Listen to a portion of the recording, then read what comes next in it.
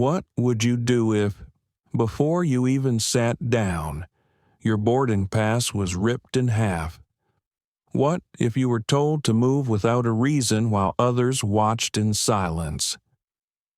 13-year-old Noah Ellington wasn't looking for trouble. He was just trying to get to Washington, D.C. for a youth forum, carrying nothing but his worn backpack and the quiet strength his grandfather taught him. But when a flight crew singled him out and tore up his assigned seat, they set off a chain of events no one saw coming. A single decision in the sky, a system designed to protect passengers, and a $1.7 billion freeze that shook the entire airline industry. How did a boy with no power force the most powerful people in aviation to answer for their actions? And what happened when they tried to silence him? This is not just a story about a seat on a plane. It's about dignity, rules, and the cost of ignoring them. So sit back, keep your seatbelt fastened, and get ready for the full story. If you believe in justice, in truth, and in standing your ground, make sure to like, share, and subscribe because this flight is about to take off. The morning light at Redwood International Airport had a particular way of spilling across the terminal floors. It was soft and gold, almost like it was trying to reassure the rush of travelers that the day would unfold without trouble. You could hear the pull of suitcase wheels, the hum of coffee machines, the muffled voices of business calls already in motion, but at Gate 42, trouble was already quietly finding its way in. Noah Ellington stood in line, hands tucked into the front pocket of his navy hoodie. The hoodie wasn't anything fancy. A few threads near the cuff had frayed, and the fabric had softened from years of wear. Slung over his shoulder was a silver-gray canvas backpack, its straps polished smooth by time.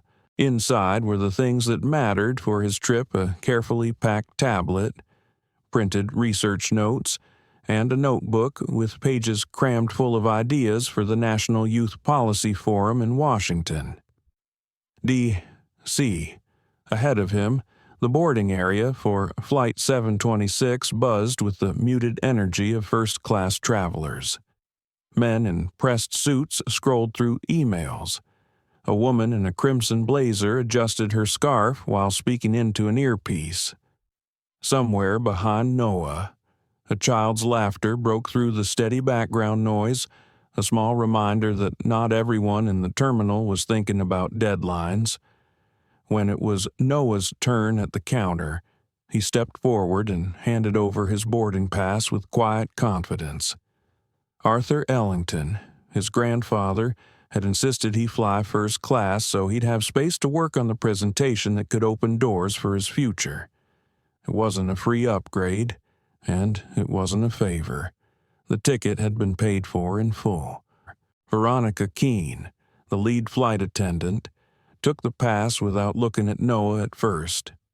Her uniform was immaculate, the dark navy fabric pressed to sharp edges, her blonde hair pulled into a precise bun. But when her eyes dropped to the name and the seat number on the boarding pass, her expression shifted.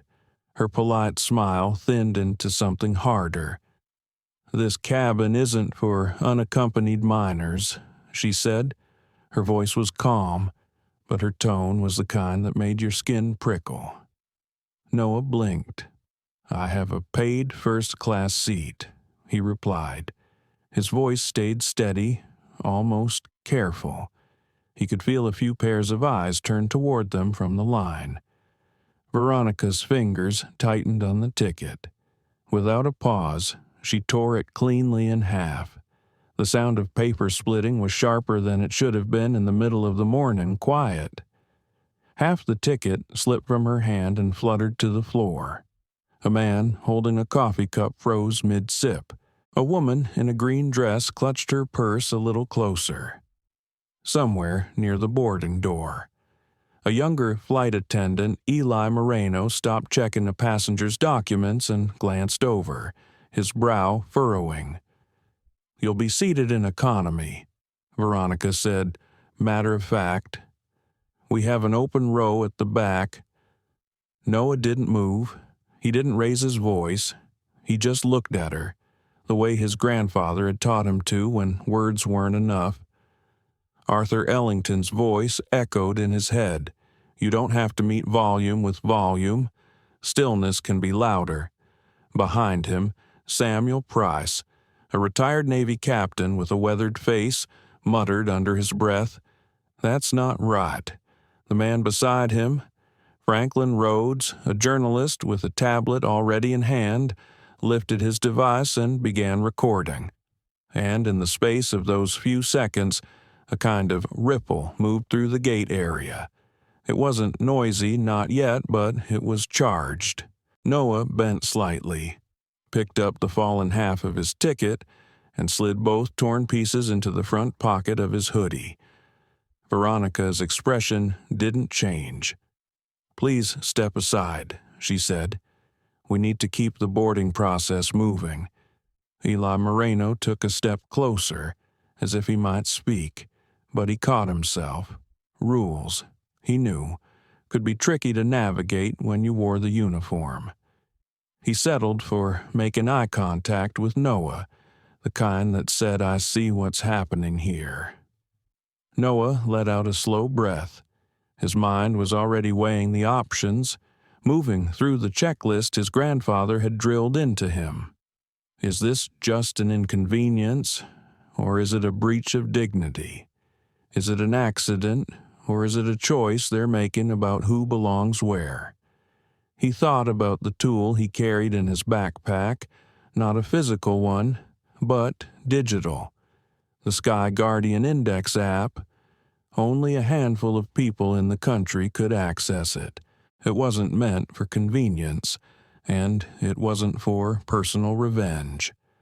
It was designed for moments exactly like this, when a passenger's rights had been compromised and the normal channels would be too slow to matter. Arthur Ellington had given him the clearance himself. 2 days before, sliding the laminated credential card across the desk in his study. The old leather smell of the room, the golden lamplight catching on the frames of Arthur's reading glasses. Noah could still see it clearly. "This isn't a toy," his grandfather had said. "It's a lever.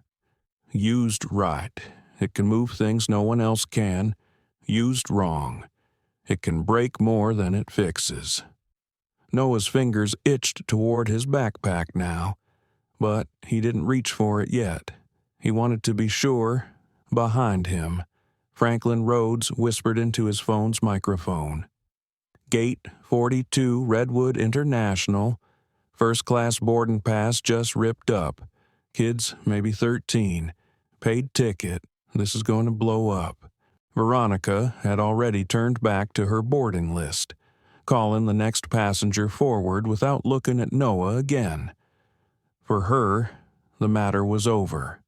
For Noah, it was just beginning. He stepped to the side, letting another traveler hand over their pass. Eli caught his eye again. The silent question there, "Are you going to let this happen?" Noah swallowed. His heart was steady, but his mind was a storm. He could walk onto that plane, take the back row economy seat, and still get to Washington. He could let the moment pass. He could let Veronica's decision stand. Or he could press the lever. And if he did, the weight of the entire system would shift not just for him, but for every passenger who might be next. He stood there for another heartbeat, the gold light from the terminal windows catching the edge of his face. Then he reached into his hoodie pocket and pulled out his phone. Noah held the phone in his hand for a moment, the smooth glass screen catching the light from the terminal windows. He could feel the warmth from his palm pressing into it, and with that warmth came the weight of the choice he was about to make. The boarding line moved in slow increments, each beep of a scanned ticket sounding sharper than it should. He was standing still, but inside, every thought was moving fast. He glanced at the torn boarding pass in his other hand. The paper felt lighter now, like its worth had been stripped away along with the seat number that had once been printed on it. The halves didn't fit perfectly together anymore. The tier had jagged edges. He ran his thumb along them, as if confirming to himself that the damage was real, not imagined. From the corner of his eye, he saw Veronica Keene finish boarding another passenger. She didn't glance his way. It was as though she'd erased him from her mental manifest. To her, the matter was settled, and his place was at the back of the plane. He felt a flicker of heat in his chest, not from anger, but from the quiet awareness that this was the kind of moment his grandfather had always talked about. A point on the line where you either speak up or stay silent, and whichever you choose becomes part of who you are. He remembered that night in Arthur Ellington's study 2 days ago. His grandfather had been at his desk, reviewing a thick folder marked with the SkyGuardian Index insignia. The desk lamp cast a circle of amber light over the wood grain, and Noah had sat opposite, his hands resting on his knees. Arthur had looked up, his expression serious in that way that always meant the conversation was important. "Noah, the SkyGuardian Index is not about convenience," Arthur had said, his voice low. "It is not there to make your life easier. It's there to protect the integrity of air travel when the system fails to protect you. You will be one of the youngest people to ever carry a clearance credential. That means if you use it, you better be certain the moment demands it." In that study, Noah had nodded. He had thought about scenarios, imagined emergencies, pictured rare but clear injustices. He hadn't thought about a torn ticket at a boarding gate, but here it was, real and in front of him. Eli Moreno approached quietly, breaking through his thoughts. His voice was low enough that it wouldn't carry beyond the two of them. "If you're thinking about challenging her," he said, "now would be the time. Once you're on the plane, she can make it harder to push back." Noah studied his face. Eli's eyes held no hint of mockery, only a guarded encouragement. He seemed like someone who had seen rules bent before and knew when they were worth testing. "What happens if I don't?" Noah asked. Eli hesitated. "You'll sit in economy. Maybe lose some prep time for whatever you're flying to D.C. for, but she'll think she was right to do it. And next time, it could be someone else." That landed heavier than Noah expected. The words, "next time," it could be someone else, had a way of reaching past his pride and tapping into something deeper. He thought about the other kids he knew from school. Kids who didn't have a grandfather with Senate connections, kids who wouldn't have any recourse if they were told they didn't belong in a seat they'd paid for. He turned the phone over in his palm. The SkyGuardian Index icon sat in the bottom right corner of the home screen, small and unassuming. Most people wouldn't recognize it. Most wouldn't know what it could do. Behind him, Samuel Price shifted his weight, leaning slightly closer. "Son, I've been in situations where you get one shot to stand your ground.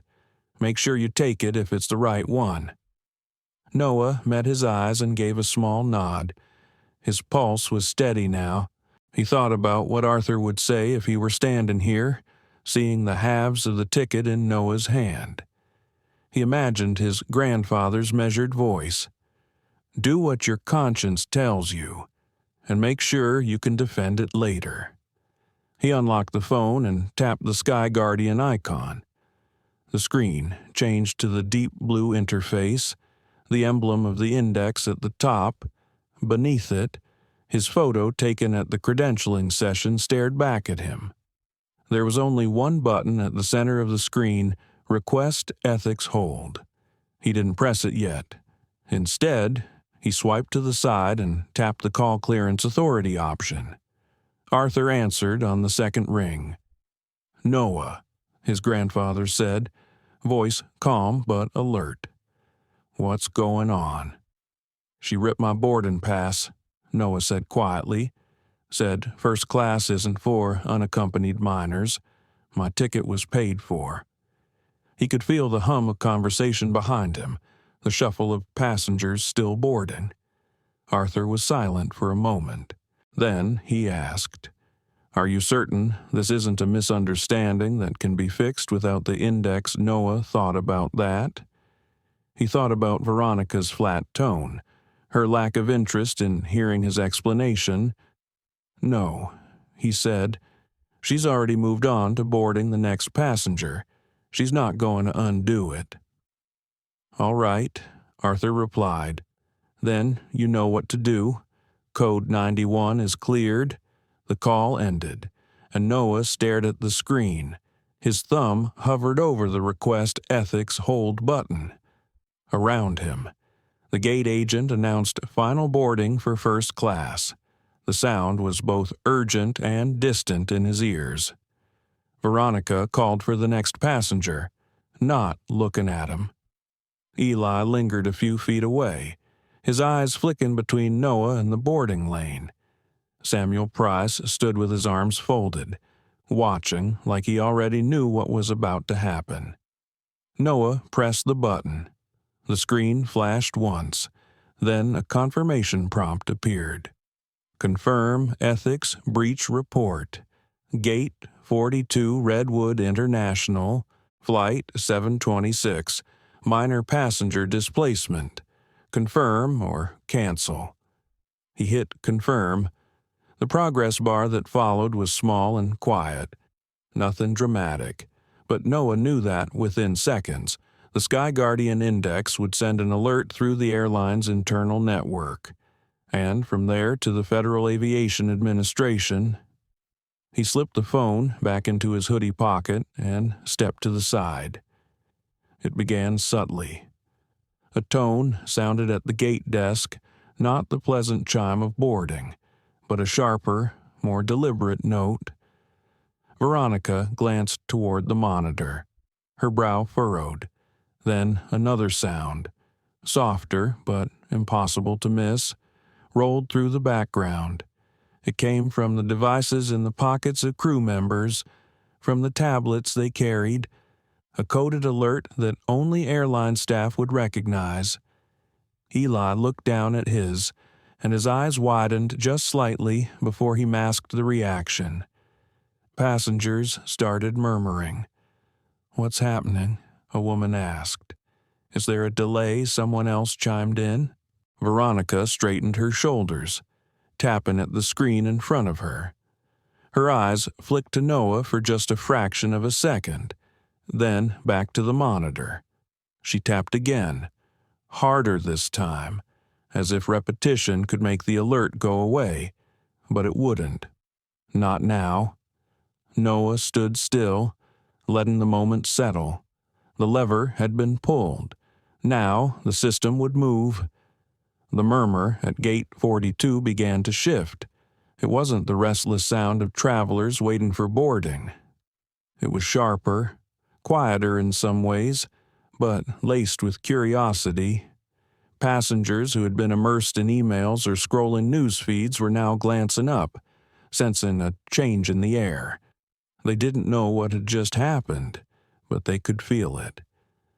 Veronica Keene tapped the monitor again, a crease deepening between her brows.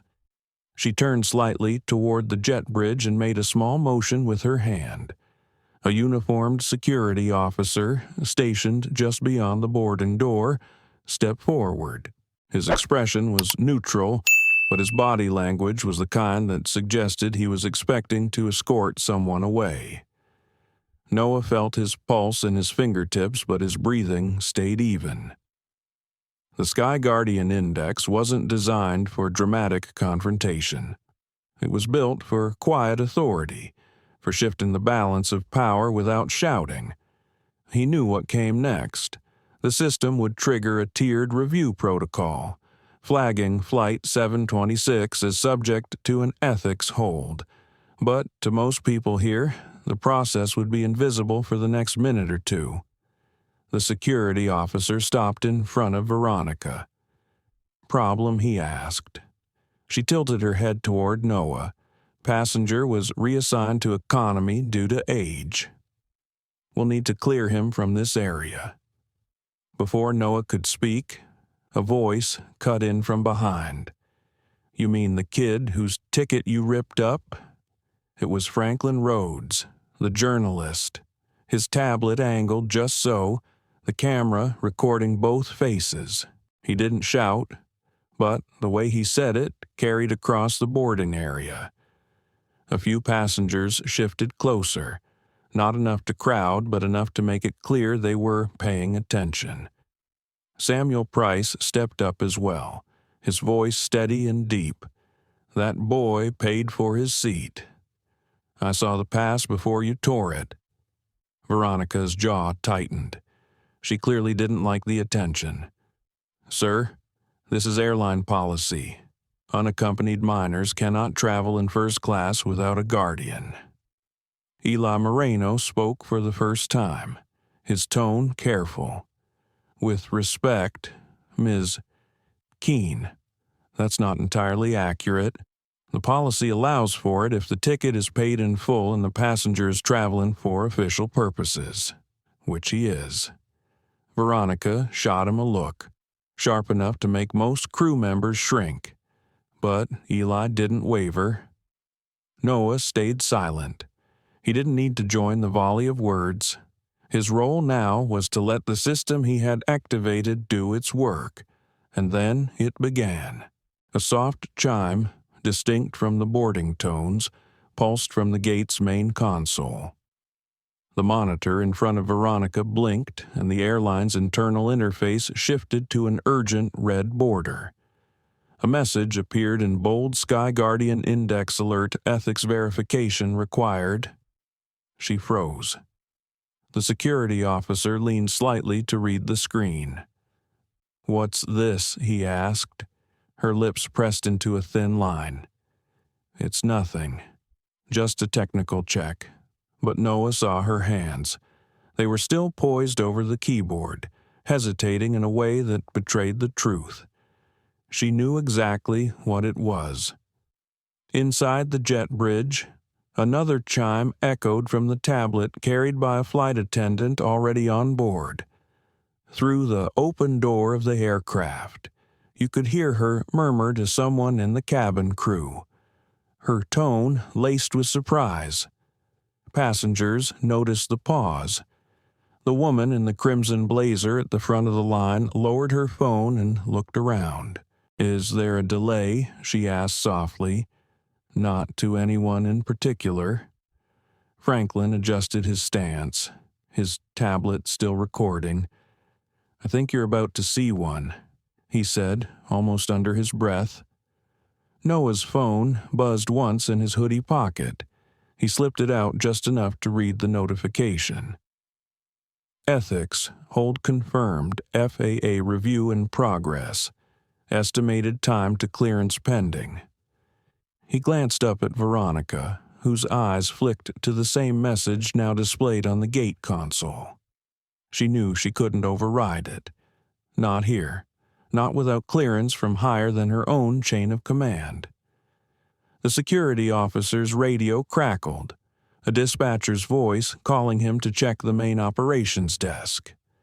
He stepped aside, speaking into the mic clipped to his shoulder. Whatever reply came back made his brow crease. He looked over at Noah with a trace of something different. Now not suspicion, but recognition that this situation was bigger than a boarding dispute. Behind the counter, Veronica picked up the desk phone, her voice low as she spoke into it. Noah didn't need to hear the words to guess their meaning. She was escalating, but not on her terms. The SkyGuardian Index had taken control of the escalation, and now the airline's operations and the FAA's ethics board were in the loop.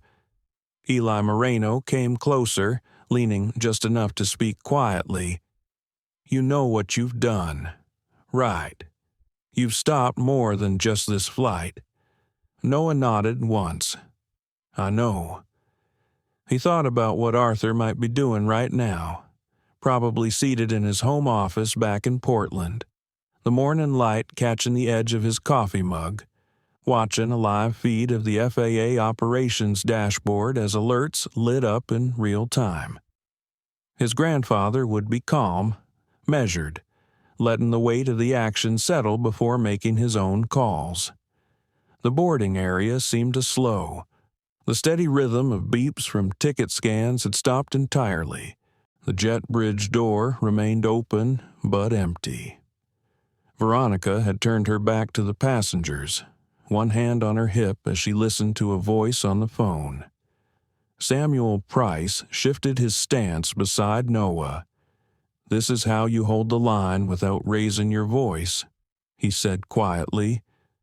Franklin lowered his tablet for a moment, meeting Noah's gaze. "You just triggered a national freeze. People will be talking about this before we even take off." Noah took a slow breath. He felt the hum of adrenaline in his chest, but it wasn't from fear. It was from the clarity of knowing that he had chosen the moment, and the moment was now moving beyond him, a few feet away. The woman in the crimson blazer turned to the man beside her. "I just got a news alert about FAA ethics protocols. That's here, isn't it?" The man nodded. "It's here." Noah didn't smile. He didn't gloat. He simply slid his phone back into his pocket and waited. The SkyGuardian Index had been activated.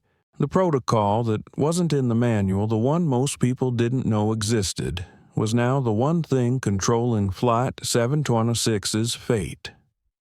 In the distance, out past the terminal windows, he could see other aircraft sitting still at their gates. Ground crews in fluorescent vests stood by equipment, waiting. Nothing was moving. The ripple had started, and it was already bigger than Gate 42. Inside, the silence of the boarding area was no longer the comfortable kind. It was the charged quiet of something about to change. From the outside, nothing about Gate 42 seemed like the epicenter of anything unusual. The sunlight still spilled across the polished floor. Coffee cups still steamed in travelers' hands, and the distant crackle of PA announcements still called out boarding groups for other gates. But inside the airline's hidden network, something enormous had begun to move. In the operations control center beneath Redwood International, monitors glowed in an ordered wall of light. Flight paths, schedules, weather overlays all lined up in precise grids. One screen at the far left blinked red, drawing the attention of a controller with a headset slung around her neck. She tapped the display. "We've got an ethics hold on Flight 726, she called out. Her voice carried just enough to make two other staff look up. Within 30 seconds, that red alert duplicated across other screens, one by one. Nearby flights with shared crew rotations or overlapping service routes were tagged for temporary hold.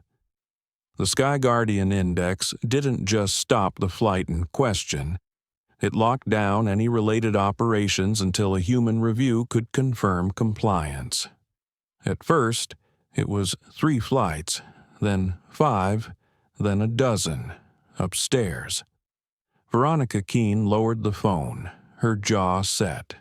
She glanced toward Noah, and for the first time there was no professional mask on her face, only a flicker of realization. She wasn't in control anymore. She opened her mouth, perhaps to tell him something, but the gate agent's console chimed again. A voice over the airport's internal comms came through the gate speakers. calm but unmistakably firm. "Attention crew of Flight 726. Boarding is paused. Repeat, boarding is paused pending operational verification." Eli Moreno stepped closer to Noah's side. "That's the index. It's moving through the system now," he murmured. Noah gave a single nod, his eyes fixed on the wide windows beyond the boarding area. Out there, a cargo loader sat idle beside a 737. Beyond it, a row of jets waited with their boarding doors closed but their jet bridges still attached. The stillness felt strange for a busy morning. In the Air Traffic Control Center in Chicago, halfway across the country, another screen began flashing.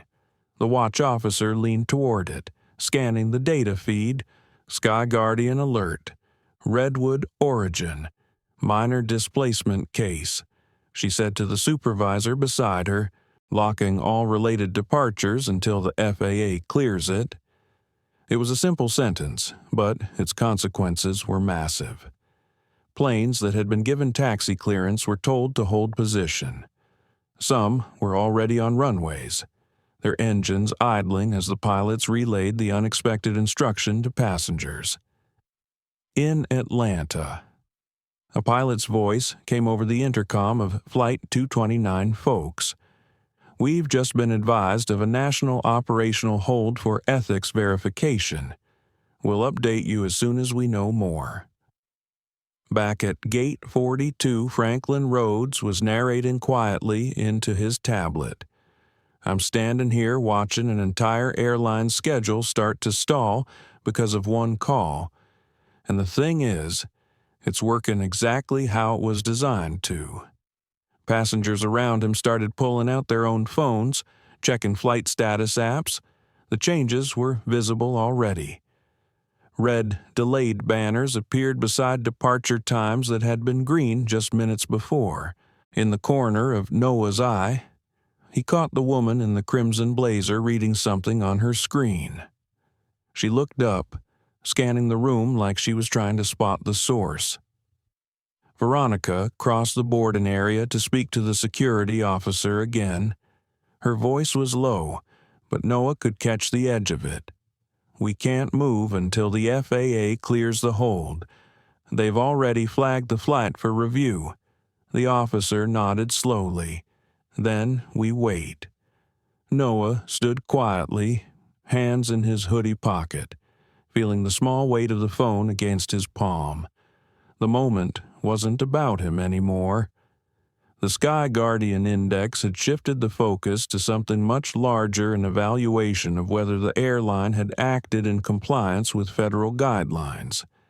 At the Federal Aviation Administration's headquarters in Washington, D.C., Clara Huang, the deputy director, was in the middle of a budget review meeting when her aide leaned in and whispered, "We've got a live index activation on a minor displacement case.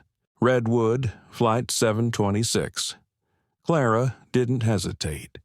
She rose from her seat, excusing herself from the table, and walked briskly to the operations hub. "Show me the feed," she told the nearest analyst. On the wall screen, the incident details scrolled in real-time. Passenger Noah Ellington, age 13. First class, paid ticket. Boarding pass torn by crew. Reassigned to economy without documented security or safety cause. Clara's eyes narrowed. Initiate expedited ethics review. Notify airline headquarters. This one's going to be public. At Redwood's corporate operations floor. Executives were already gathering around a conference table littered with laptops and paper cups. The airline's CEO hadn't arrived yet, but the chief operations manager was on a call with the FAA, trying to find out how long the hold would last. The answer wasn't reassuring until the ethics review is complete. Veronica returned to the gate desk, avoiding Noah's gaze now. She keyed in a few commands, but each time the screen denied the request. Across the terminal, other gates were starting to feel the ripple. Gate agents conferred with crew members, their eyes flicking toward the central departures board where more delays appeared. Eli leaned on the counter, his voice low so only Noah could hear. She's not going to win this one. The index is too far along. Even if she tried to backtrack, the record's already in the system. Noah's thoughts were steady, deliberate. He hadn't done this to win against Veronica. He had done it because the rules had been bent against him without cause, and if it could happen to him, it could happen to anyone. He thought of the younger kids in his community, the ones without a voice that could reach the FAA, without a family name that meant anything to airline executives. For them, moments like this ended with quiet acceptance and a silent walk to the back of the plane. The PA system crackled to life again. Passengers on Flight 726, we appreciate your patience. Boarding remains paused due to an operational verification process. We will provide updates as soon as possible. Franklin lifted his tablet slightly higher, making sure to catch Noah in the frame as he spoke. This is what it looks like when the SkyGuardian Index gets involved. Every delay you see on that board right now is connected to the decision made at this gate. Somewhere in the terminal. A man's voice rose in frustration his connecting flight had just been delayed. A gate agent tried to calm him, but the underlying tension was growing. The story was spreading through phone screens faster than the announcements could keep up. Noah remained still, his posture relaxed but his mind alert. Arthur's words came back to him. From all those evenings in the study, the real measure of your actions is how they stand up under scrutiny. Don't act unless you're ready to have the whole world look at what you did. The whole world might not be looking yet, but the airport was, and soon, with the help of passengers like Franklin, the story would push its way beyond Redwood's walls, out on the tarmac. The wind caught the edge of a stationary aircraft's wing, the sunlight flashing off polished metal. Inside. Gate 42 was a still point in a web of frozen motion, each thread leading to another airport, another delayed boarding call, another pilot explaining to passengers that they'd have to wait. Noah watched, and he waited too. The lever had been pulled. Now, the sky itself was holding its breath. The stillness at Gate 42 was starting to feel unnatural. Airports were meant to be places of motion wheels rolling, boarding passes scanning, jet bridges locking into place. But now the air hung heavy with that strange quiet that follows a sudden halt. Even people not on Flight 726 were lingering, pulled in by curiosity and the low hum of speculation. Noah shifted his weight and looked at the departure board again. Another 2 flights had just switched from on time to delayed. A man in a business suit muttered something into his phone, pacing by the windows. In the far corner, a family with 3 kids kept glancing toward the gate as if hoping for an announcement. Veronica Keene was back on the desk phone. Her voice was sharper now, low but with clipped edges. She glanced toward Noah twice during the call, the way you might glance toward a problem you couldn't solve without help. The security officer leaned against the wall, his eyes on the terminal walkway, clearly waiting for instructions from someone higher up. Eli Moreno was the only one moving easily. He walked to the water dispenser, filled a paper cup, and returned to stand beside Noah. "They're calling HQ," he said quietly. "You're about to hear from someone who outranks everyone in this building." Noah kept his voice low. "How long before they can clear it?" Eli shook his head. "That's not up to them anymore. It's the FAA now." As if on cue, the gate speakers clicked on. Lead crew of Flight 726, please. Report to the operations desk immediately. The voice was calm, but it carried a weight that made even passengers glance around. Veronica stepped away from the desk, smoothing her blazer, and walked briskly toward the jet bridge. 2 other crew members followed. The security officer trailed behind. Franklin Rhodes tilted his tablet toward Noah. "You're trending," he murmured. "I've been streaming for 8 minutes, and we're over 50,000 viewers. Hashtags are popping up. Marked Flight 726, hires SkyGuardian. Your name." Noah felt a small twist in his stomach. He hadn't thought about becoming a headline. This wasn't about attention. He'd wanted accountability, not fame. He looked down at his sneakers, the scuffed edges catching the light, and let the thought pass. Inside the operations room near the gate, Veronica stood with her arms crossed as a wall-mounted monitor came to life. The airline's chief operating officer appeared on the screen, a woman in her 50s with a steel-gray bob and a voice that didn't waste words. "This is Margaret Elston," she said. "I've been briefed on the SkyGuardian alert for Flight 726. Before I speak to the FAA, I want to hear directly from the lead crew on the decision to reassign a minor passenger from a paid first-class seat." Veronica began her explanation, talking about policy and guidelines. Margaret listened without interrupting, her expression unreadable. When Veronica finished, there was a pause. Was the passenger's ticket valid and paid for in full? Margaret asked. Yes. But, and was there a documented safety or security reason for reassigning the passenger? Veronica hesitated. No, but then this is an ethics breach under both federal and company guidelines, Margaret said. Her tone didn't rise, but the finality in it was sharp. You will hold boarding until the FAA completes their review. Do not attempt to reassign any other passengers. The call ended before Veronica could reply. Back in the gate area, the atmosphere was shifting again. Passengers had picked up enough fragments of conversation to know that someone important was involved now. Franklin continued filming, weaving in commentary about how rare it was for a SkyGuardian hold to be acknowledged by airline leadership in real time. Noah's phone buzzed again. A new message from Arthur FAA Deputy Huang is en route to FAA Ops. Expect decision within the hour. Stand firm. He pictured his grandfather's steady gaze, the way Arthur's hands folded when he was certain about a course of action. It gave Noah an anchor in the swirl of voices and movement around him. Eli leaned closer. They're rattled, he said. Most crew have never seen the index activated in person. It's one thing to read about it in training.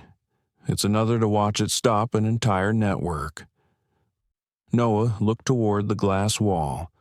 On the tarmac, ground crews stood in small groups, talking. The baggage carts were parked in neat rows. Everything waited inside the operations room. Veronica returned to the phone, this time with a softer tone. She wasn't speaking to Margaret now. She was speaking to someone from corporate compliance, answering short, precise questions. She kept glancing toward the glass window of the room, where the passengers and Noah were in view. The security officer stepped out first. He approached Noah, his voice low. Looks like you'll be staying right here in the gate area until the review's over. No one's moving you anywhere. Noah met his eyes and nodded. I wasn't planning on moving. The officer gave a faint smile before returning to his post. The minutes passed slowly, but there was a sense now that the tide had turned. The airline wasn't trying to push him away anymore. They were waiting, just like everyone else, for the FAA to make the next move. Noah pulled his hoodie tighter around his shoulders. The fabric was warm from the sunlight coming through the windows. He thought about the National Youth Policy Forum waiting for him in D.C., about the panel he was supposed to speak on tomorrow afternoon. He thought about the topic youth empowerment in civic spaces and how ironic it was that he was living the kind of example he might talk about. Franklin's voice drew him back. "You should know," the journalist said, "that by the time you land, this will be in national headlines. People care about stories like this. They care because it's so ordinary until it isn't." Noah didn't reply. He let the words sit, thinking about what it meant to become a story. Then the gate phone rang. The agent answered, listened, and then turned toward Veronica with a look of surprise. She covered the mouthpiece and said, "It's the FAA. They want to speak to the passenger directly." The room seemed to still again. Veronica's lips pressed together, but she gestured toward Noah. "He's right there." The agent held out the phone. "They're ready for you." Noah took it, the smooth receiver cool against his ear. "This is Noah Ellington." A woman's voice came through, calm and precise. "Noah, this is Clara Huang, Deputy Director at the FAA. I want you to know that we've reviewed the initial report. You've done exactly what the index was designed for. We're finalizing our findings now. You'll have an update shortly. And thank you for standing firm." "Thank you," Noah said simply. He handed the phone back and sat down in one of the waiting area chairs, feeling the quiet weight of the moment. Whatever happened next, the decision was already in motion, and the skies, for now, were still holding their breath. The phone call ended, and for a few long moments, the air at Gate 42 seemed to thicken. Everyone's eyes were on the gate desk now, waiting for someone to make the next move. Noah sat still, his elbows resting on his knees, feeling the hum of his own heartbeat in the tips of his fingers.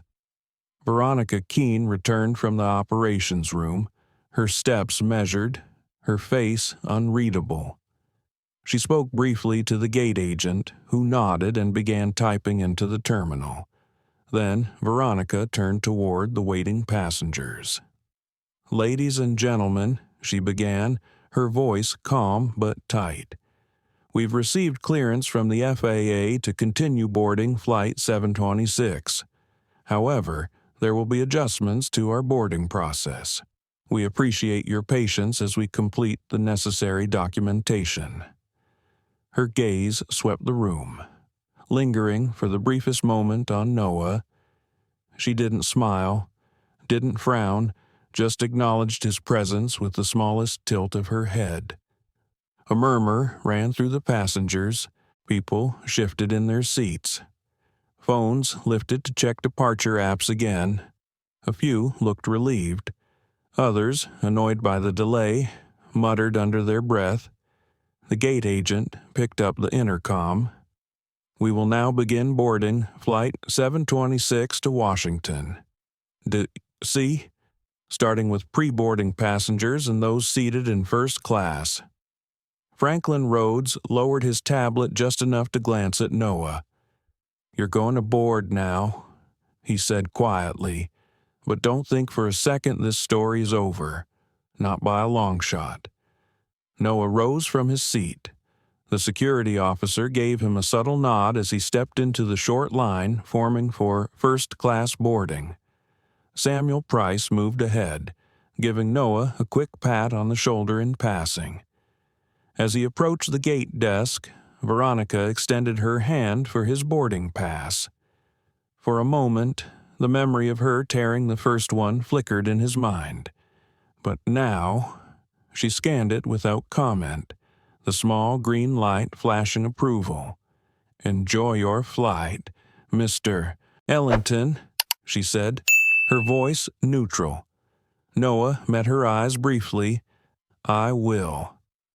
He stepped into the jet bridge, the cool, filtered air carrying a faint tang of jet fuel. The low rumble of the engines somewhere beyond the fuselage vibrated through the narrow walkway. Ahead, a flight attendant in a Navy uniform not Eli stood at the aircraft door, greeting passengers with a polite smile. Inside, first class was quiet, the leather seats gleaming under soft overhead lights. Noah found his seat 2A and slid his backpack under the seat in front of him. The seat beside him was empty for now. He pulled out his phone, tapping a quick message to Arthur Boarding. FAA cleared, boarding first class. Almost immediately, Arthur replied, "Good. Eyes open. They may test you again." Eli appeared a moment later, moving down the aisle to stow a bag in the overhead compartment.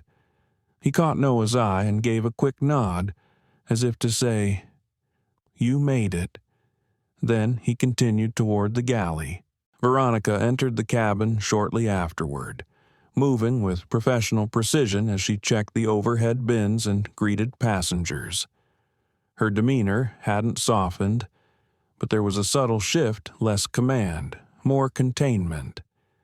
As boarding continued, Noah noticed Franklin taking a seat in 3C, still holding his tablet. Samuel Price settled in 4A, directly behind Noah. The woman in the crimson blazer took the aisle seat across from him. When the last of the passengers in first class had settled, the cabin door closed with a solid thud. The aircraft pushed back from the gate, and the soft whine of the engines deepened as they powered up for taxi. The captain's voice came over the PA. "Good afternoon. Ladies and gentlemen, this is Captain Jordan Reeves. We apologize for the delay in departure. We've now been cleared to proceed to Washington, D.C., with an updated arrival time expected to be approximately 45 minutes later than scheduled. Thank you for your patience." The seatbelt signs lit up. Noah leaned back, exhaling slowly. He could feel the tension in his shoulders begin to ease, but only slightly. He knew this wasn't the end of the story. It was just the beginning of the second act. The plane rolled toward the runway, engines spooling higher. As they lifted into the air, the world outside the window tilted and fell away, the patchwork of tarmac and terminal buildings shrinking beneath a blanket of late morning haze.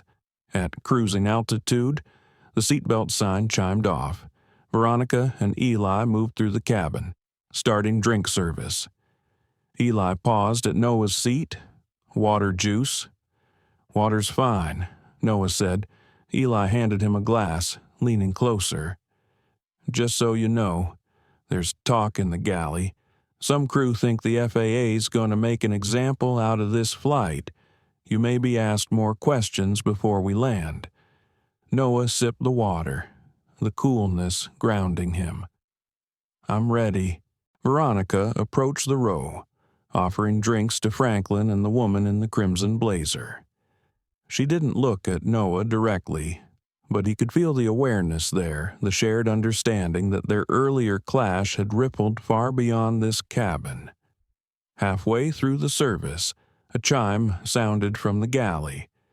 Eli stepped away to answer it, disappearing behind the curtain. When he returned, his expression was thoughtful. "That was the cockpit," he said quietly as he leaned toward Noah. "They've been patched through to FAA ops mid-flight. That doesn't happen unless something's still in motion." Noah's grip tightened slightly on the glass. Still in motion, how Eli shook his head. "Don't know yet, but they asked for a full report from the lead crew before landing. That means the decision isn't fully closed." Franklin, overhearing, glanced over from his seat. "If they're still asking questions, it means they're deciding whether this becomes a test case for the index. If it does, you're not just a passenger anymore, you're Exhibit A." Noah turned to the window. the endless white clouds below reflecting sunlight into the cabin. Somewhere out there. Arthur was watching the same progress on a tracking screen, somewhere in Washington. Clara Huang was reviewing the details of a file with his name on it. The hum of the engines filled the silence between thoughts. He let his mind trace the chain of events, the torn boarding pass, the decision to call the Index, the ripples through the network, the corporate intervention, the FAA's voice in his ear. Every moment had built to this altitude, this thin line between calm and confrontation. The seatbelt sign chimed on again as the captain announced turbulence ahead.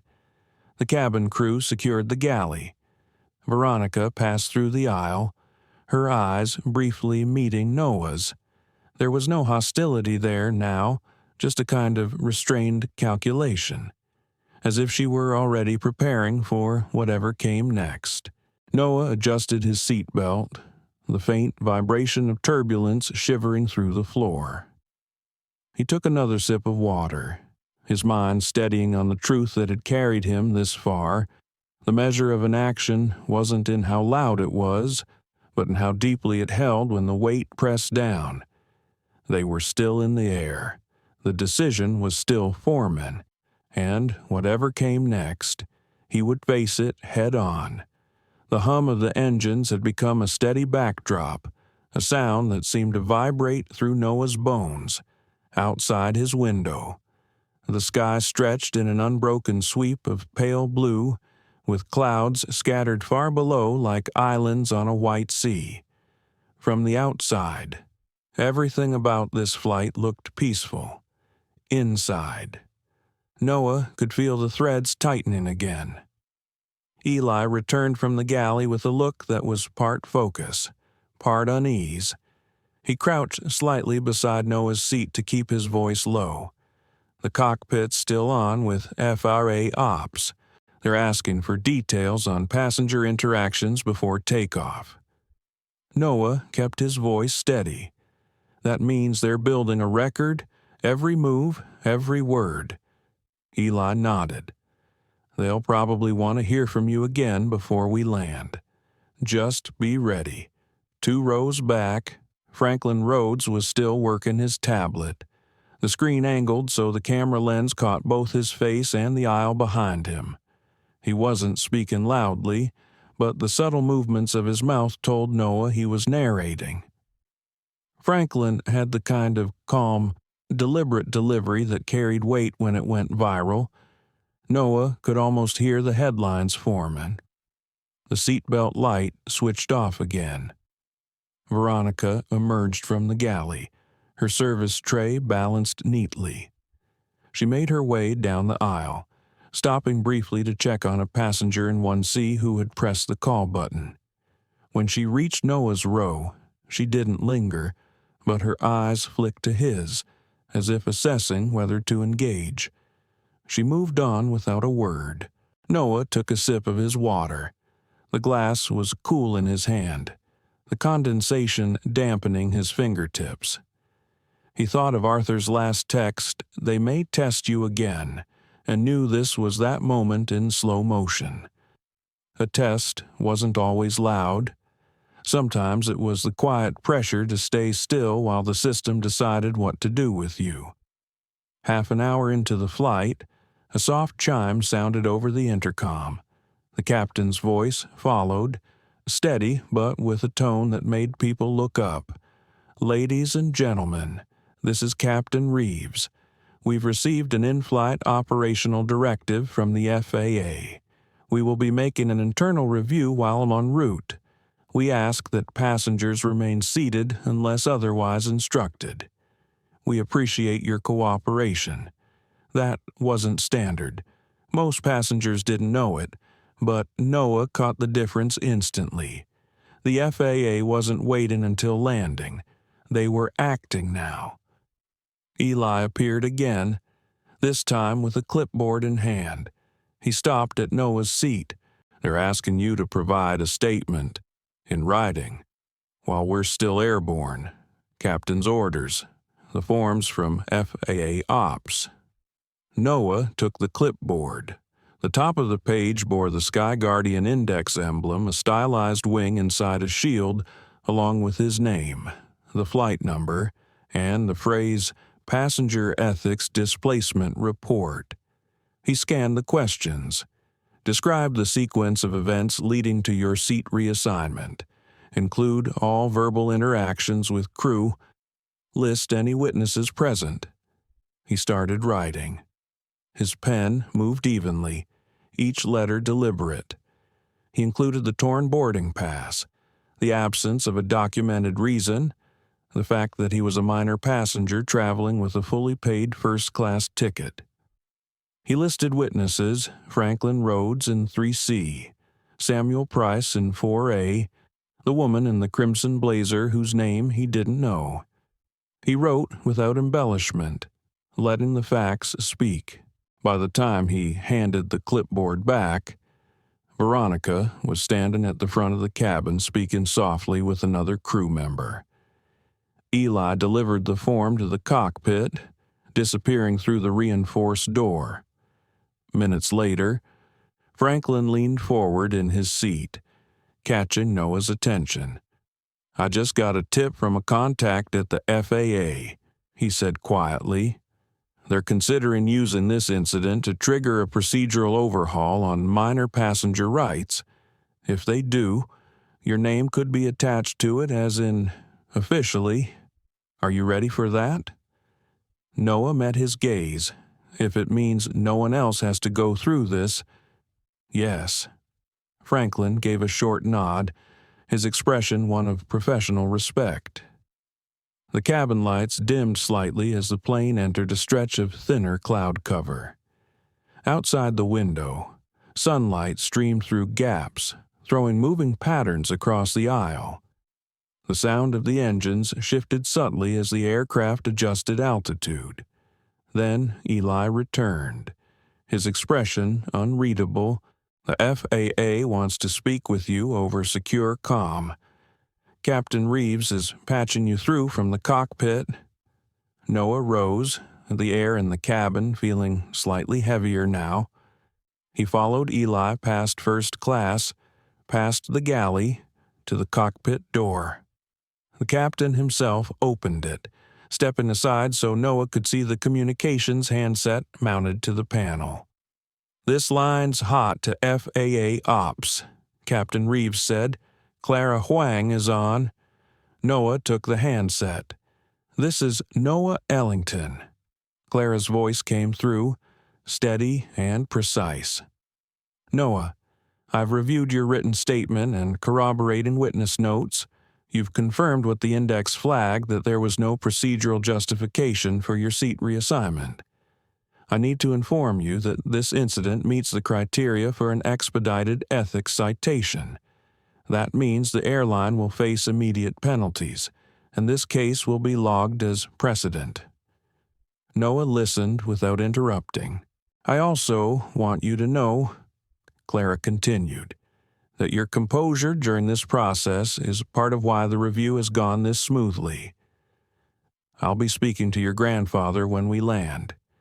In the meantime, the crew has been advised to ensure your safe and uninterrupted travel for the remainder of this flight." "Understood," Noah said. When he handed the handset back, the captain gave him a brief nod of approval. "You've handled yourself well, son." Noah returned to his seat, feeling the cabin's gaze shift subtly toward him. Word was traveling, even without announcements. Franklin gave him a thumbs up from across the aisle. Samuel Price offered a quiet, "good job" as Noah passed. As he settled back into 2A, the engine's steady hum seemed to take on a different note, less background, more like a current carrying them toward the inevitable landing where the rest of the consequences would unfold. Veronica passed by one more time, her voice carefully professional. "Can I get you anything else?" "Mr. Ellington?" Noah looked up at her. "No, thank you." She moved on, but the exchange felt like a small, unspoken acknowledgement. They both knew the story had already left this cabin and was moving through channels neither could control. Outside, the clouds began to thin, revealing the patchwork of land below. The sun caught the wing, sending a flash of light across Noah's window. They were 30,000 feet up, but the real ground shift was happening in the corridors of policy and accountability far below. The first sign they were nearing Washington came with the captain's calm voice over the intercom. "Ladies and gentlemen, we've begun our initial descent into D.C. Weather at our arrival time is clear skies and light winds. Please ensure your seat belts are fastened." The seatbelt sign chimed on, and the subtle downward tilt of the cabin told Noah they were dropping altitude. Outside his window, the cloud layer had broken into wisps, revealing slivers of green farmland and winding rivers below. But inside, the tension hadn't eased. If anything, it had sharpened. Eli moved down the aisle one last time, checking that bags were secured and seats upright. When he reached Noah, he lowered his voice. "Heads up, you've got company waiting at the gate. FAA reps, media, maybe corporate. It's going to be crowded." Noah gave a small nod. "Expected it." From the row behind, Samuel Price leaned forward just enough for his voice to carry. "They'll try to spin this. Remember, you hold the facts. Don't let them twist it." Noah glanced over his shoulder and gave the older man a quiet look of thanks. The descent was smooth, the engines humming at a slightly lower pitch. The light in the cabin shifted as the sun slanted in through the windows, casting warm stripes across the aisle. Noah's mind ran through what might happen next: questions, cameras, maybe even a press scrum. He'd seen it happen to Arthur plenty of times, but this was different. This time, he was the one stepping off the plane with the story that people already thought they knew. Captain Reeves came on again. "We've been advised that, upon arrival, certain passengers will be met by officials. Please remain seated until the seatbelt sign is turned off and we are fully parked at the gate." His tone was deliberately even, but Noah caught the implication the FAA wasn't just here for a quiet chat. The landing gear lowered with a deep, mechanical thud. The flaps adjusted, and the aircraft dipped gracefully toward the runway. A faint vibration ran through the floor as they touched down, tires squealing lightly against the tarmac. The roar of reverse thrust filled the cabin before easing into a gentle roll toward the terminal.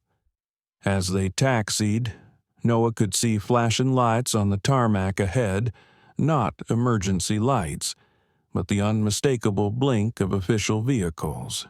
A black SUV was parked near the gate, flanked by 2 airport security cars. Eli stopped by Noah's seat again, his tone steady. "They'll probably ask you to deplane before most passengers. FAA likes to move fast." Veronica was at the front of the cabin, speaking quietly to a man in a charcoal suit who had boarded from the jet bridge just as they pulled in. His ID badge caught the light FAA Investigations Division. She handed him a tablet, and he began scrolling. When the aircraft came to a stop and the seatbelt sign clicked off, the man in the charcoal suit stepped into the aisle. "Mr. Noah Ellington," he said. Noah stood. "Yes, I'm Aaron Klein, FAA. If you'll come with me, please." His tone wasn't unfriendly, but it carried authority. As Noah gathered his backpack, Franklin Rhodes angled his tablet to capture the moment, his voice low but audible. "This is Noah Ellington, the passenger at the center of the SkyGuardian Index activation on Flight 726. We've just landed, and FAA officials are here at the gate." Samuel Price gave Noah a short nod as he passed. The woman in the crimson blazer whispered something under her breath. Maybe encouragement, maybe relief, but Noah didn't catch the words. In the jet bridge, the temperature shifted to a cooler, more sterile air. The hum of the terminal beyond was louder now. Ahead, Clara Huang waited, flanked by 2 more FAA staff and a pair of uniformed airport officers. "Noah," she said, stepping forward. "We'll escort you to a private conference room for a brief follow-up. Your grandfather has been informed and will meet us there."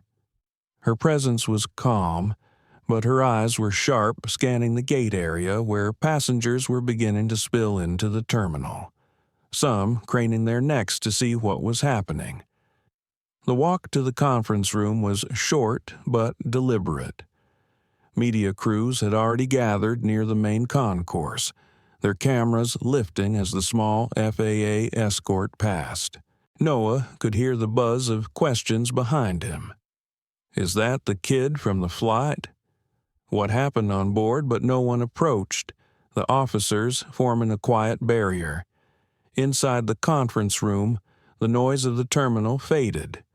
Arthur was already there, standing near the far wall in a dark suit.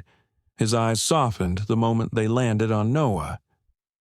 "You did well," Arthur said, his voice low but steady. Noah set his backpack down and took a seat across from Clara. A glass of water was placed in front of him. "This won't take long," Clara said.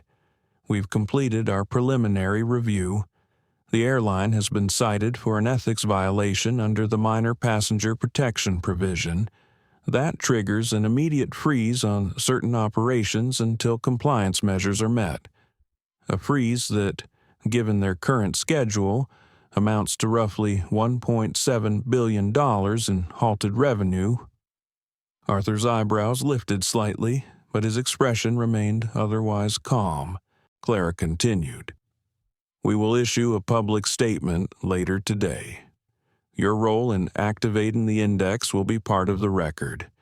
We'd like to confirm you're comfortable with your name being attached to the reform proposal that follows." Noah nodded. "Yes." Arthur leaned forward slightly. "And I assume the proposal will close the loophole that allowed this kind of reassignment without documented cause."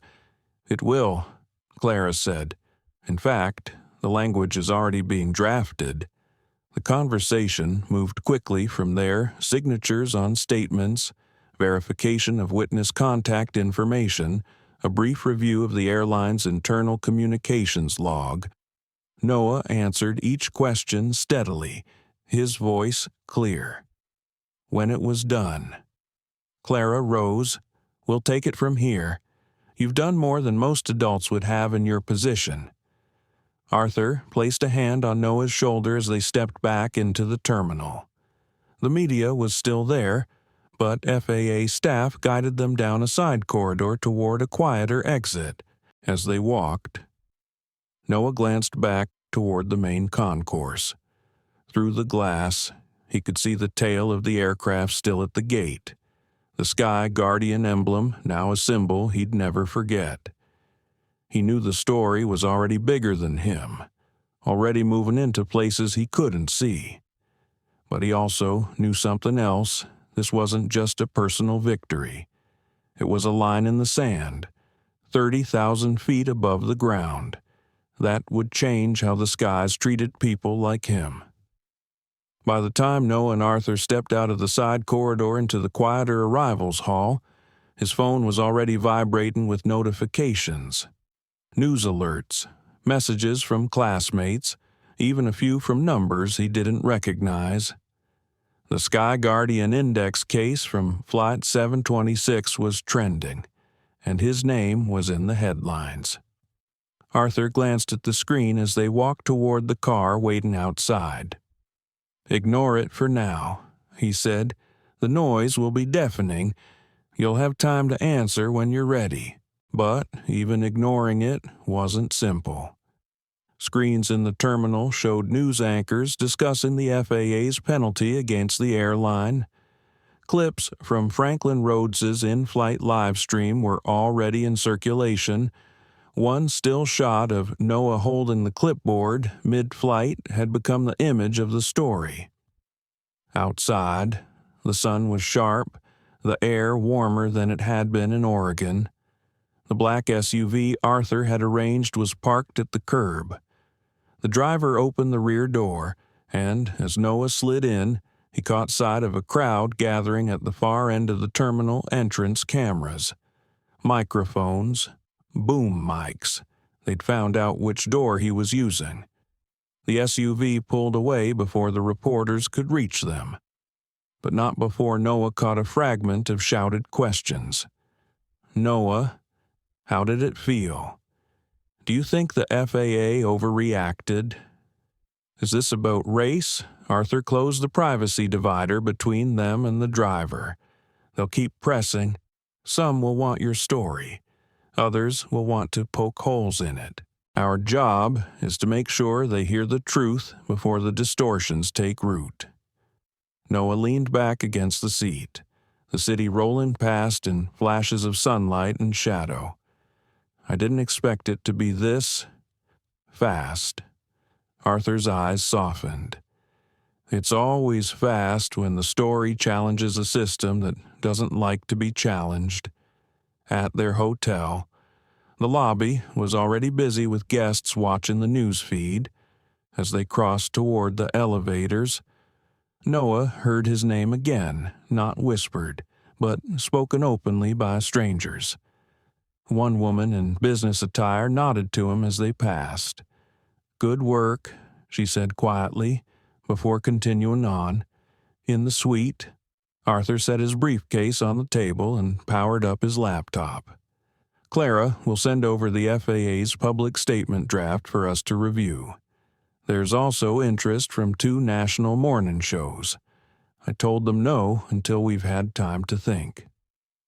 Noah dropped his backpack on the couch and sat beside it. "I'm not sure I want to be on TV." "You don't have to," Arthur said, looking over the top of his glasses. "But you should know this isn't just about your seat anymore. The public sees a face to attach to the issue. Whether we like it or not, you're in the middle of a policy debate that will shape aviation for years." Noah thought about that, about the idea of being more than just himself in other people's eyes. I just wanted them to follow the rules. I didn't want to be a symbol. Arthur closed the laptop. Symbols aren't chosen by the people they represent, but they can choose what kind of symbol they'll be. The rest of the afternoon moved in a blur, a call from Clara confirming that the FAA's statement would be released in the next hour, followed by an email from a congressional staffer requesting a meeting. Arthur fielded most of it, but he kept Noah in the loop, reading him the key parts of each message. When the statement finally went live, the coverage exploded. The FAA confirmed the $1, $7 billion freeze on the airline's operations pending compliance.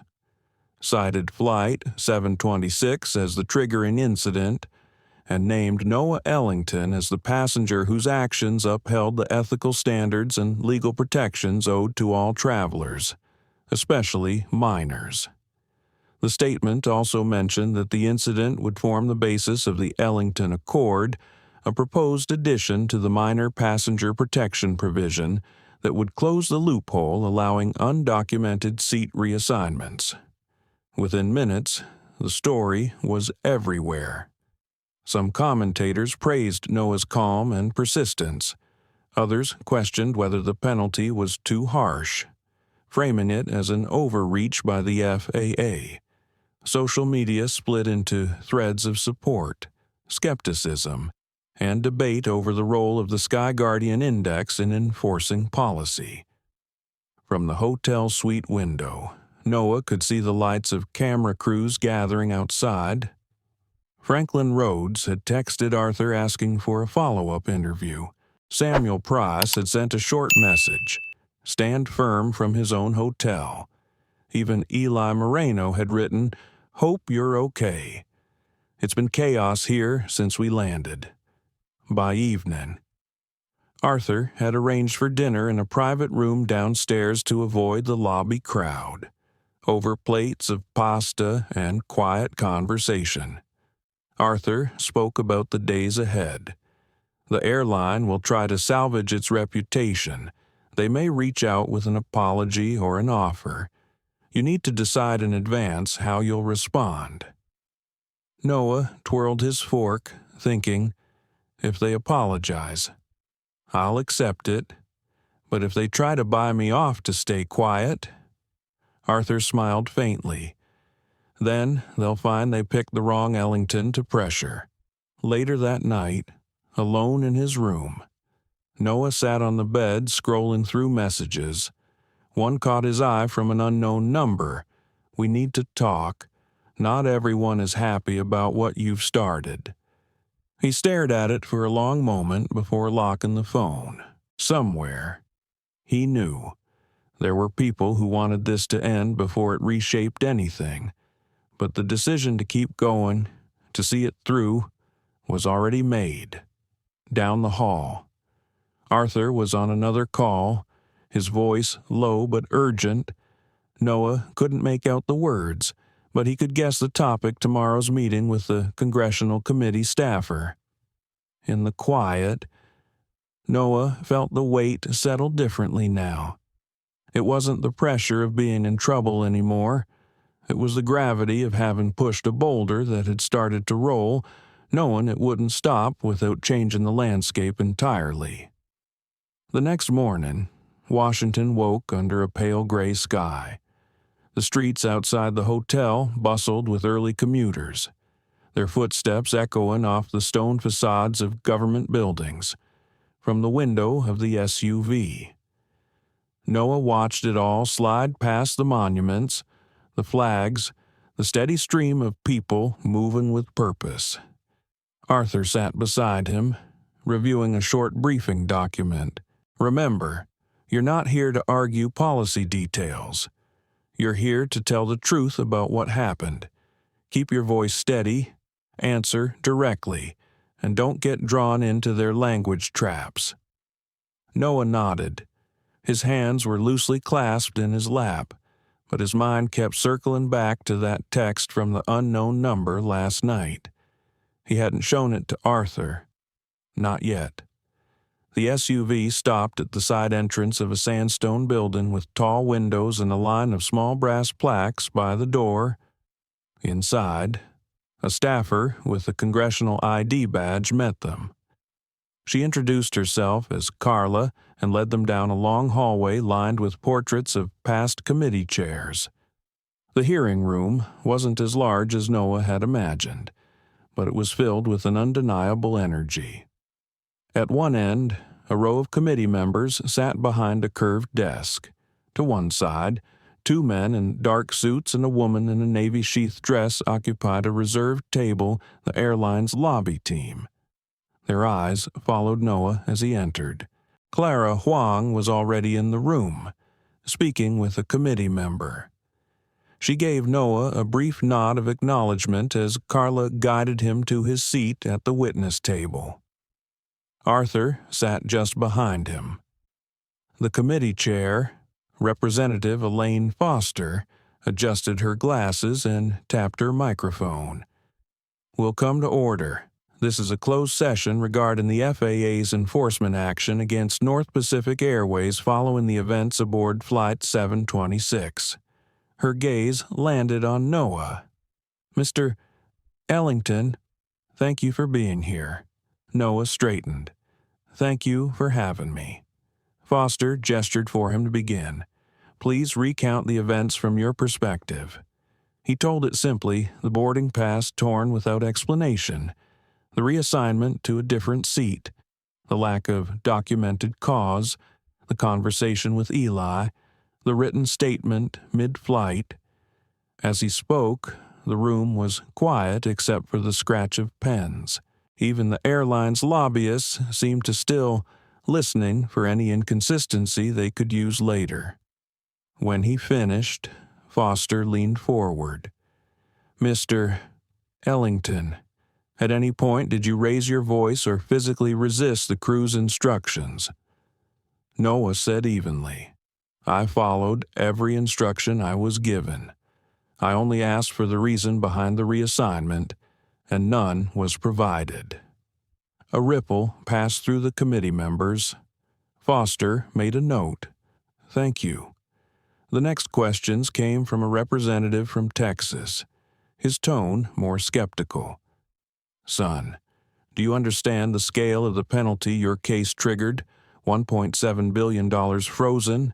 Some might say that's disproportionate for a seat change." Noah met his eyes.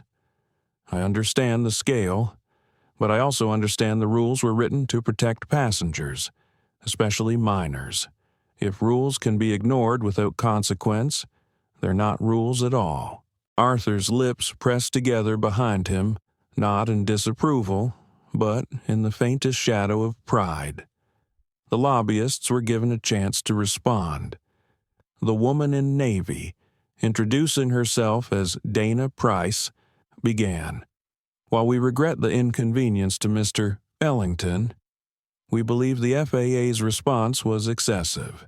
Flight crews must make quick decisions for operational efficiency, and the SkyGuardian Index should not be used to penalize minor procedural deviations." Foster's gaze sharpened. "You call this a minor procedural deviation?" Price's voice stayed smooth. "Yes, Madam Chair." The passenger was seated in a different seat, still in first class. The crew acted within their discretion to accommodate another traveler with an urgent connection. Noah's voice cut in before he could second-guess himself. "If that's true, why wasn't it documented, and why was my boarding pass torn before I could even ask why the room went quiet?" Price's expression tightened, but she didn't answer directly. Foster turned back to Noah. "Mr. Ellington, thank you. Your testimony will be entered into the record. The committee will review all supporting documentation, including the in-flight statement you provided." When the session ended, Noah and Arthur stepped into the hallway. Clara joined them, her expression unreadable until they reached a quieter corner. "You handled that perfectly," she said. "But be prepared, the airline isn't going to back down.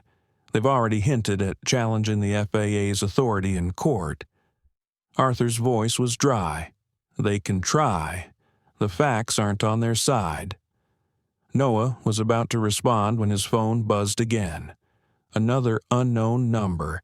This time, the message was shorter. "Stop now, or it gets personal." He slipped the phone into his pocket without reacting, but his mind was already racing.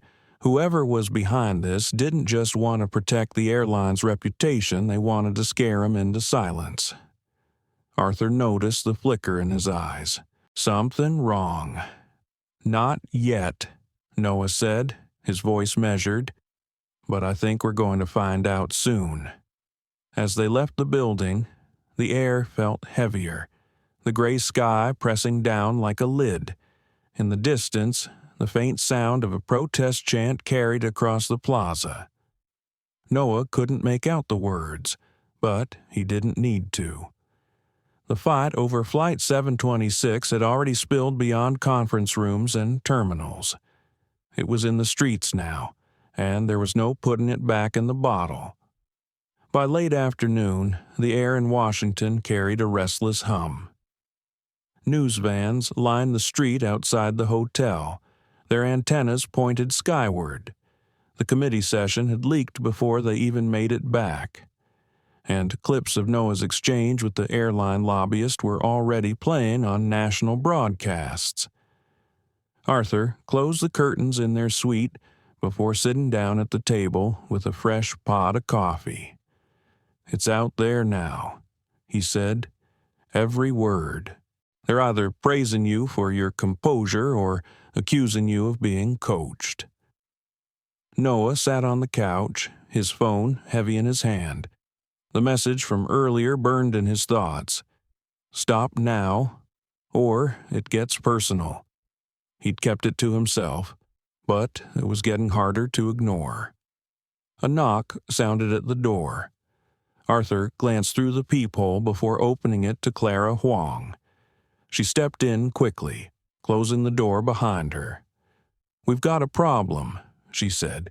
"The airline filed an emergency motion in federal court this morning, challenging the FAA's authority to enforce the SkyGuardian Index freeze. They're claiming you were an instigator, not a victim." Arthur's jaw tightened. On what grounds they're using the lobbyists' framing that the reassignment was operational, not discriminatory, and that you provoked the escalation to avoid compliance with the crew's orders. Noah blinked. "That's not what happened."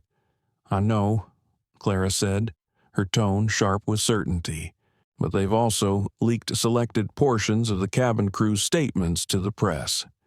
The parts they left out just happen to be the ones that match your account." Arthur rubbed his forehead. "So, they're trying to win this in public opinion while it moves through the courts." Clara nodded. "And there's something else. The threats you've been getting, they've started surfacing online. Screenshots are circulating. People are speculating about whether they're real or staged." Noah felt a cold weight settle in his stomach. "I didn't share those with anyone. They didn't have to come from you," Clara said. "If the sender wants to intimidate you, letting them leak serves the same purpose." Arthur turned to Noah. "You should have told me." "I didn't want to make it bigger," Noah said quietly. "I thought if I ignored them, they'd stop." Arthur's eyes softened. "That's not how these people work." The room fell silent for a moment. Outside, sirens wailed faintly in the distance. Clara broke the quiet. "We're moving you both to a secure location tonight.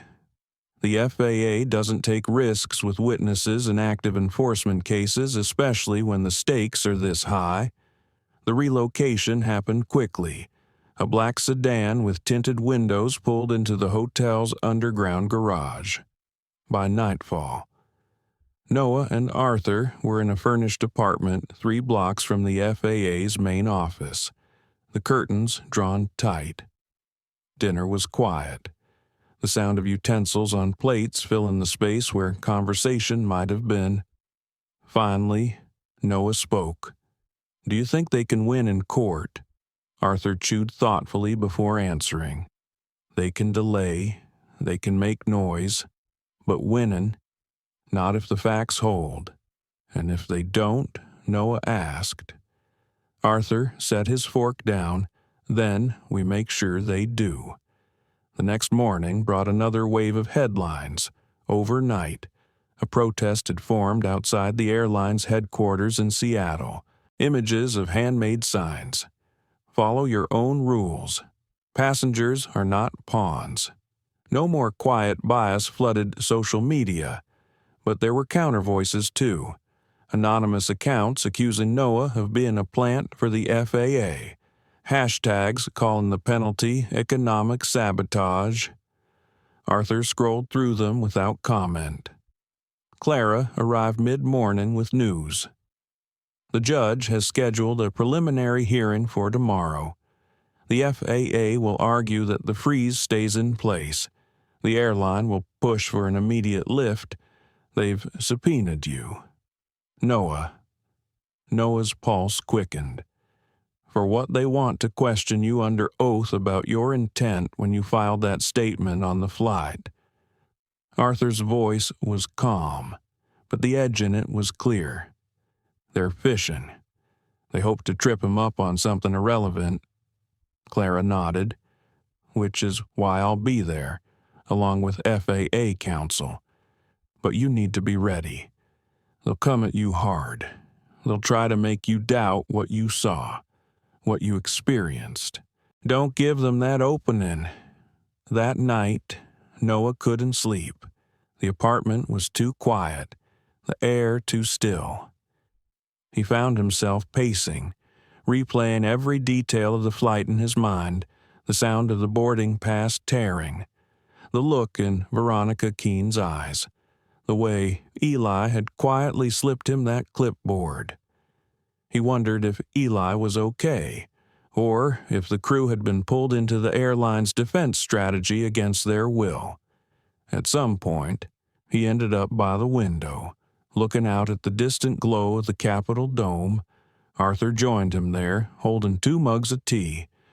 "You know," Arthur said, "when I was in the Senate, I saw a lot of people break under pressure. Most of the time, it wasn't because they were wrong. It was because they let the other side decide the terms of the fight." Noah took the mug. "So what do I do? You decide your own terms. You tell the truth. And you remember that you didn't start this, but you can damn well finish it." They stood there in the quiet for a while, the weight of what was coming settling between them. Tomorrow, the fight would move into a courtroom. The cameras would be waiting. The lobbyists would be ready. And the boy who just wanted his seat back would have to stand his ground against a billion-dollar machine. The courthouse steps were crowded before the sun had fully risen. Reporters clustered behind barricades, camera lenses catching every movement of the small group that approached from the side entrance. Noah walked between Arthur and Clara, his tie slightly askew, his heartbeat a steady drum in his ears. Inside, the courtroom felt colder than he expected. High ceilings and wood-paneled walls gave it a weight that pressed down on everyone in the room. The airline's attorneys occupied the table to the right, their expressions carefully neutral. Dana Price was there, her gaze fixed straight ahead. The judge, a silver-haired woman with a voice that carried without effort, called the session to order. The FAA's counsel began, outlining the facts, the violation of documented seating rules, the tearing of a miner's boarding pass without cause, the absence of any operational emergency, and the integrity of the SkyGuardian Index as a regulatory tool. When the airline's turn came, their lead attorney leaned hard into their narrative. This was not discrimination. This was discretion. A crew member made a call to accommodate a traveler with an urgent international connection. No harm was intended, and none was done. Clara exchanged a glance with Arthur. Both knew where this was headed the moment they would try to undermine Noah directly. Sure enough, the attorney turned toward him. "Mr. Ellington, you had a seat in first class for the entirety of the flight, did you not?" "Yes," Noah said evenly. "And you were provided the same meal service and amenities as the other passengers?" "Yes." "Then isn't it true that your only complaint is about a specific seat location, not the class of service Noah met the man's eyes? It's not about where I sat. It's about why I was moved and the fact that no one would tell me the reason or write it down like they're supposed to. Rules exist for a reason. If you can ignore them for a seat, you can ignore them for anything." The attorney hesitated, just for a fraction of a second, and that was all Noah needed to see. When both sides had finished, the judge called a recess. Noah sat in the hallway with Arthur and Clara, the muffled hum of voices coming from every direction. Arthur's hand rested lightly on his shoulder. "You did exactly what you needed to." An hour later, they were called back in. The judge's ruling was firm. The FAA's freeze would remain in place until the airline complied fully with all regulations and submitted to an independent audit of its crew training procedures. The court rejected the airline's motion to lift the penalty.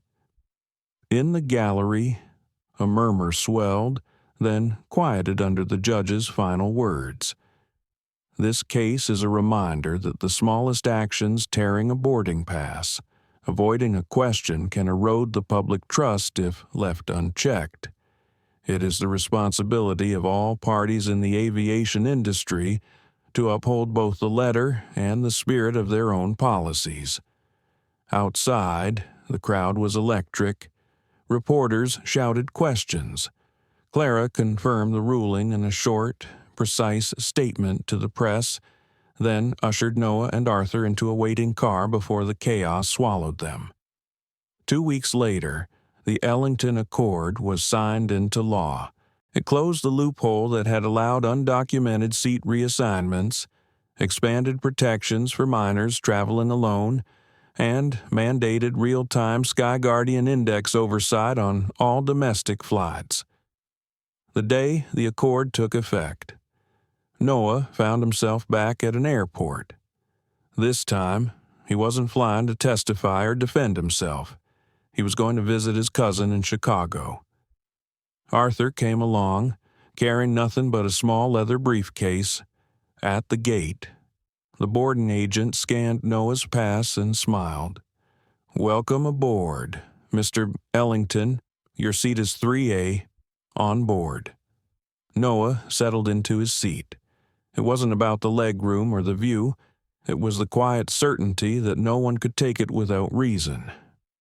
As the last passengers boarded, a flight attendant paused by his row. She was younger than Veronica Keene had been, her smile genuine.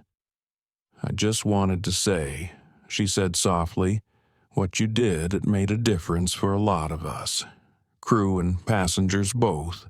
Noah felt a warmth in his chest he couldn't quite name.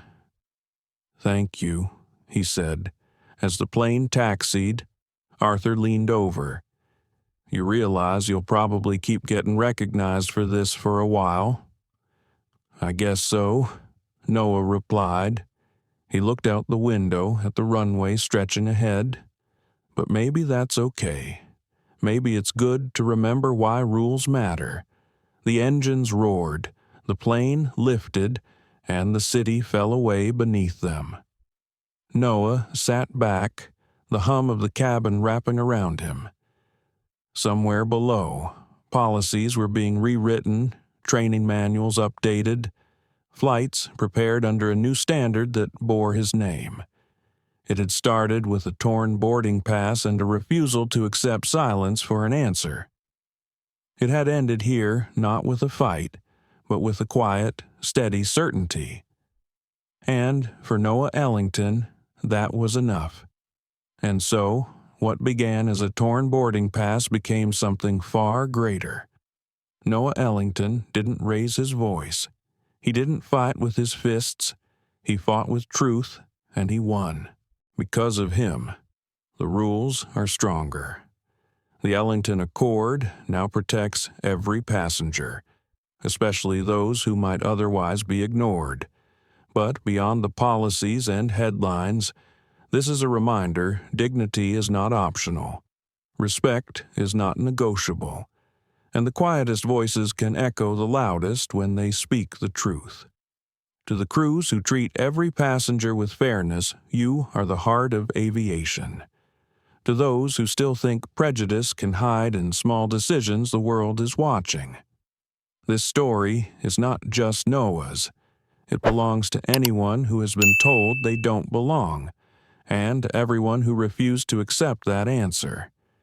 If this touched you, if it made you think, or if it reminded you why fairness matters, then like this video, share it with someone who needs to hear it, and subscribe to the channel so you don't miss what comes next. Because the next flight, it could be yours.